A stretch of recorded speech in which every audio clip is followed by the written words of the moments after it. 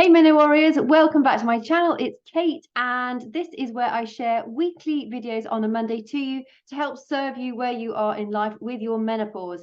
I really want you to take some hope from this, that it doesn't have to all be doom and gloom. You can actually thrive through your menopause with just a few simple lifestyle tips. Everything, I think, no matter what you take for menopause, no matter what your approach to menopause is, whether you're going the HRT route, whether you're doing the natural route, you still have to underline that with a healthy-ish lifestyle, because that's going to support you on every level. At this stage of life, it is more important than ever. If you've never ever taken care of yourself, now is the time to start. It's never too late. If you want help getting started, click one of the links in the comments below if you're watching this on YouTube. If not, it's in the link in my bio on my Instagram. I am here to help support you through a natural menopause as much as I can. I've done it totally naturally. I thrive. I do get a bit of brain fog. I do get the occasional hot flush, but normally that's worse when I know I'm not looking after myself. It's down to me when my symptoms get worse. And I've been a guinea pig on myself for the last however many years. I had an early-ish menopause, and I really feel, I mean, I run a very busy business. I have two businesses. I'm a single parent. I'm renovating a house in Scotland. It's full on, and I feel that I'm able to function effectively because of the steps that I take to incorporate healthy-ish things into my life. And please don't think that's about like surviving on chicken and broccoli and starving yourself and going to bed at 7 a.m. or 7 p.m. It's not. It's about having a healthy, balanced life. I love my wine. I love my beer. I love my whiskey. Sometimes I go teetotal, and yet I feel amazing when I do. But I'm also, I am a lover of life. I like embracing life. So don't think you have to live this beige option if you don't want to. You can still thrive. You can have the fun, and it's all about putting more fun into your life. What's the point otherwise? It's just, what's the point? So today I'm actually going to be talking about the difference between night sweats and hot flushes, and how those can have a seriously negative impact, particularly on your mental health. Now, I think previously it's been thought that hot flushes and night sweats are pretty much the same sort of thing. Actually, recently studies have shown that they are not, and I would agree with that. I think hot flushes tend to be very volcanic. They're sudden eruptions of heat. When you have really bad hot flushes, certainly before I started making any changes to what I was doing, I would literally stand there and sweat, and I couldn't control it, and it was horrible. And I'm not a very sweaty person, and literally it would drip down my back, it would drip down my front, it would drip down my face. It was horrible. But then night sweats was something that I had on the run up to becoming menopausal, really. I had several years of, certainly sort of like the week before I had my period, I would wet the bed with sweat. It was awful. I would have to get up and change the sheet. In fact, eventually I lay on a towel. Being single, I had the space of a big bed, so I'd lay on a towel, and then I'd wake up really sweaty and horrible and cold because I've been so wet. I'd strip off what I was wearing, put a new towel down on the other side of the bed, put new clothes on. I always wore a nightshirt because it was easier to sort of keep things cleaner and drier that way. And then in the morning I'd have to wash my bedding, and it was horrendous, and it was like that for a long period of time. So night sweats tend to come on us more slowly, and they build up, and you can be, when you wake up, you're normally drenched. So it's been like a slow build up to the state, to the point where you are probably getting a bit cold because you're so wet and sweaty. You sort of go beyond that peak of absolute heat, and just your body's starting to cool off. That's when you tend to wake up with night sweats. And there is more evidence pointing to depression and night sweats than there is towards hot flushes and nights and depression. I think that is pretty logical. It makes good sense, because when you think about it, if your sleep is disturbed a lot, it has a negative impact on everything, doesn't it? I mean, we don't heal as fast. Our immune system is compromised. Our brain's telling us to eat quick, fast energy, and it knows that the sugary, rubbishy stuff is going to give it to us. It obviously, we know that's not the healthy option, but we just reach for the faster carbs when we're hungry, when we're tired. It also affects our satiety hormones. So you might be hungry when you're not. You might be eating more than you need to. You're, like I say, you're snacking on the stuff that isn't necessarily healthy. That's why meal prep's so important. Because if you want a snack, you've got a healthy option available to you. One of the things I share with the ladies in my community regularly is the importance of meal prep. And even if you don't want to meal prep your main meals, just have some healthy snacks, and they take so little time to prepare. So it really is. I mean, I think on average the sort of mean average between for women to have hot flushes is around 7 to 9 years. Night sweats, it seems to be slightly shorter period of time, sort of 3 to 5 years. But even so, can you imagine that? 3 to 5 years of waking up regularly at night, sweaty and horrible. And I remember I wish I'd known then what I know now to help me get through that time of my life, because I would have done it. I definitely would have done it. So really, it's just sort of about how it's down to our falling estrogen levels, or our estrogen dominance in actual fact. It's weird when you say estrogen dominance, because we all tend to think of our menopause and estrogen falling. Well, it does, but our progesterone and our testosterone fall faster than estrogen, so that leads to estrogen dominance, and that really is what affects the sort of vasomotor control center of the brain, which can then force us to have these hot flushes and or night sweats. I think the jury is still out as to what actually triggers them. I know food definitely triggers hot flushes, and food and drink, and being thirsty and stress. Now, would you say, does stress trigger a hot flush or a night sweat, or does the night sweat and the hot flush trigger stress? I would imagine it's a two-way street, but again, there is no solid evidence about that yet, none that I've come across anyway. So I think it's very important that we remember that if we're having a lot of night sweats in particular, we are going to have a higher risk of mood disorders.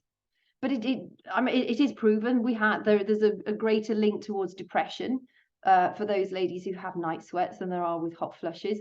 But it's up to us also to then think, okay, well, what can I do to support my mood? What can I do to maybe combat those night sweats and those hot flushes? I'm actually going to share some interesting information with you in a few moments about things that you can take naturally that are going to support you through hot flushes, and also to help combat night sweats. One of the most obvious ones, or the most common ones and easy to get, is sage. Sage has been used for hundreds of years by our ancestors before we all became medicalized. You can use it. You can get a sage tablet. You can get a sage supplement from the health food shop, or you could get fresh sage out of your garden and steep it in some boiling water and make some sage tea. You could get, like we buy the sage herbs, the dried herbs from the supermarket. You could make a tea out of that, and if you have a cup of sage tea every day, that is proven to help reduce the amount of night sweats and also hot flushes that you have. The things I think which are just incredible are adaptogen herbs. I take a selection of 8 every day, and adaptogen herbs form part and parcel of this as well. Black cohosh is something you might have heard mentioned before in the past. Black cohosh is an adaptogen herb. I can't get my words out. That is another symptom of menopause. Adaptogen herb, and you can take it in a tablet format. Get it from your health food shop. You can take it as a tincture, so you can sort of drop it into a drink that you might be having.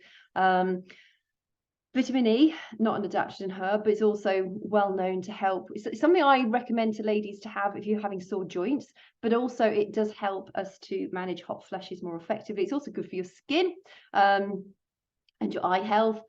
One of the symptoms I've had with menopause is getting dry eyes, and vitamin E helps to combat that. But particularly if you have sore joints, make sure if you're getting a vitamin E supplement that you get have a look on Amazon, and this will all make sense what I'm about to say, but you want the vitamin E with the 4 tocopherols and the 4 tocotrienols. Most vitamin E supplements have the tocopherols, but not the tocotrienols. So make sure you're getting the vitamin E supplement that has both both the 4 tocopherols and the 4 tocotrienols. That might sound completely garbage to you right now, but I promise you, once you go onto Amazon, you'll see what I mean. It'll say four of both of them. So make sure you're having that. Licorice root.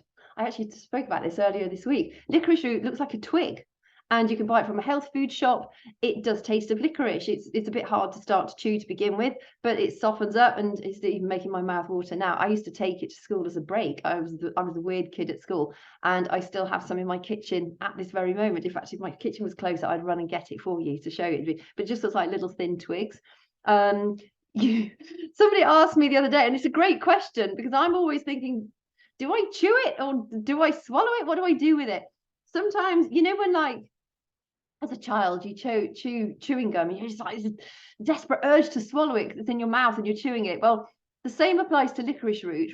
I don't think it does you any harm if you swallow it at all. I've swallowed it in the past. It's very fibrous. It's probably good for your healthy gut, probably.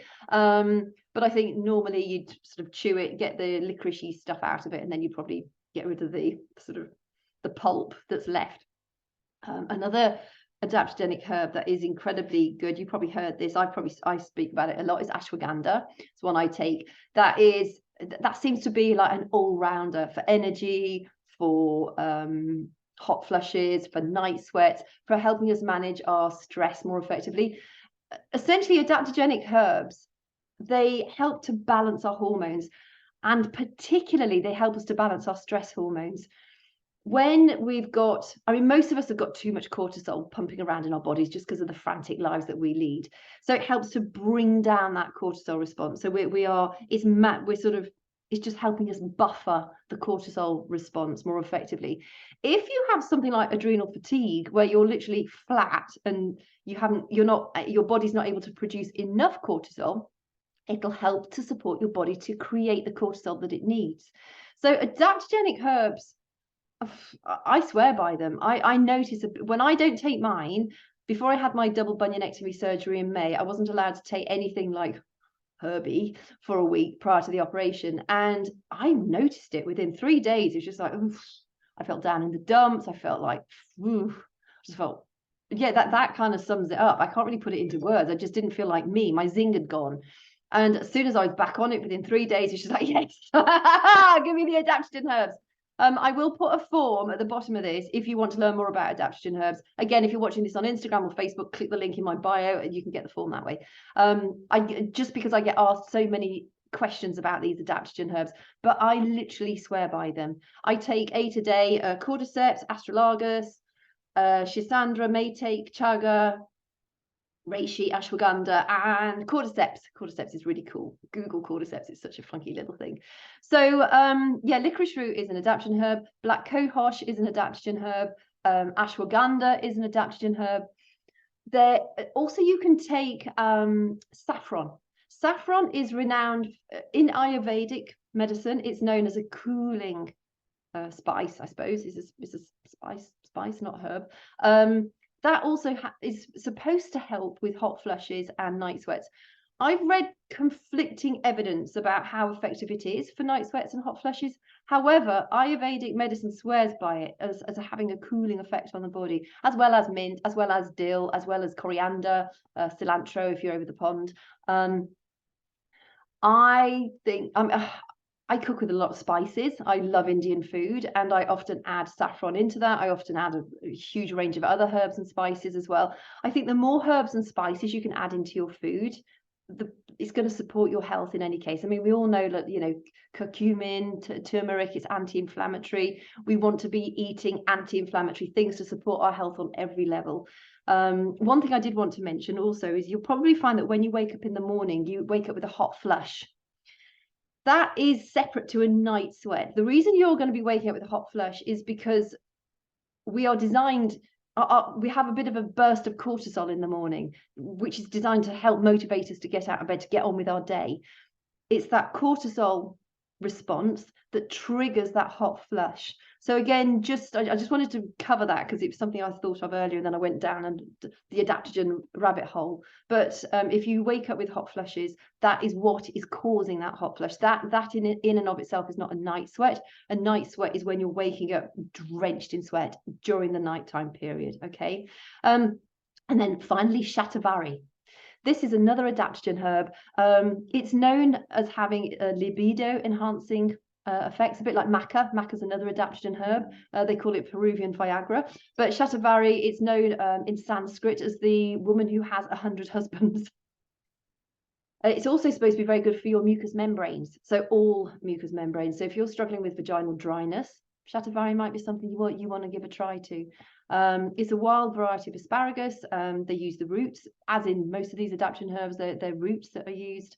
And again, in Ayurvedic medicine, it's known as a cooling herb. So take a look at shatavari. So on the whole, really, you want to be maintaining a healthy-ish lifestyle. Incorporate movement. It doesn't have to be sweaty, make you feel dizzy type workouts, but incorporate some kind of intentional movement. I have a lot of ladies say to me, oh, I'm a cleaner, or I'm a gardener, or I'm a decorator. I nearly dropped my lamp. I can resonate with all of those because I'm really doing all of those at the moment, but it's not the same. It's not the same as intentional movement. We need compound moves to keep our bones and our muscles strong. That also helps to keep us feeling happier. We need to be keeping a sort of a tag on that amount of cortisol that we're stimulating. So we don't want to be doing too much cardio. And also know that strength training is a form of cardio because it does make your heart race faster.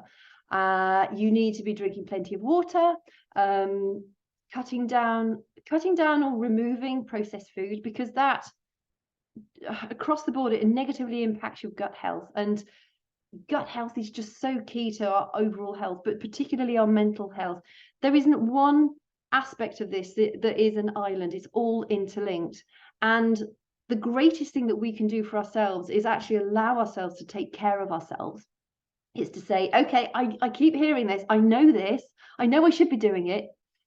I think you'll be surprised at how much easier it is to do than you think it is. I think, before we start these things, it's this niggle in the back of our mind, isn't it? It's just, you wake up and you're feeling, oh God, I must do something. And the day happens, and then you get tired and you don't eat right and you go to bed, and then you just feel cross with yourself because you didn't really look after yourself very well. And then the next morning you wake up, maybe with good intentions, but you still feel tired, so you don't do anything. And that cycle is very hard to break. All it takes is for you to say yes. And I'm here to help you. This is what I mentor ladies to do, is to live healthier, more vibrant lives. Doesn't mean to say you have to start the workouts. It doesn't mean to say you need to follow any nutrition. It just means that I can support you and help you and inspire you to do something that is going to help you take more care of yourself.